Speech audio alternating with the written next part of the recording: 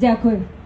Сейчас я хотела бы зачитать обращение председателя правительства Чеченской Республики Ичкерия Ахмеда Закаева.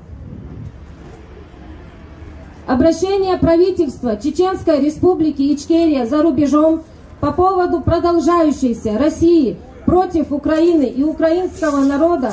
Вот уже более 70 дней российские войска без объявления войны, попирая все нормы международного права, вторглись в суверенную, свободную Украину и методично, с особой жестокостью убивают украинский народ, грабят и уничтожают всю инфраструктуру. Преступный режим во главе с кровавым преступником Путиным и его окружением наносит ракетные удары, бомбят мирные города Украины, убивают женщин, стариков и детей. Путинские убийцы, почувствовав безнаказанность за убийство чеченского народа, за совершенную агрессию против Грузии, за отторжение украинских территорий, ведет беспрецедентно жестокую и чудовищную войну против Украины. Применяя все виды смертоносного оружия, шантажируют мир ядерным оружием. Преступное руководство России пытается возложить вину за свои злодеяния на политическое руководство Украины.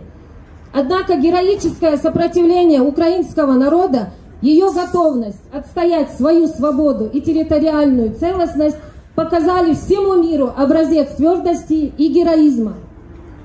Правительство Чеченской Республики за рубежом со всем свободным чеченским народом всегда поддерживает Украину. Мы решительно осуждаем преступную войну путинской России против суверенной Украины. Россия – агрессор. Свободные чеченцы сегодня рука об руку, плеча к плечу с украинцами отражают варварские атаки России в Украине.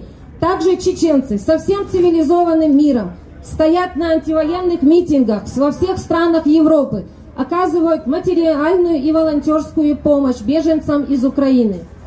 Правительство Чеченской Республики Ичкерия за рубежом не раз выражало готовность к обсуждению с официальным Киевом на все необходимые вопросы сотрудничества и оказанию более действенной помощи правительству и украинскому народу в их священной войне против варварской России. Слава Украине!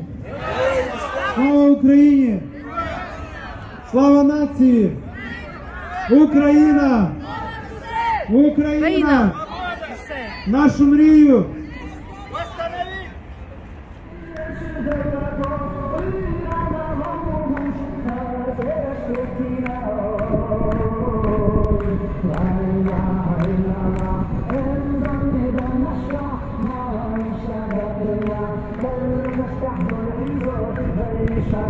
Amina.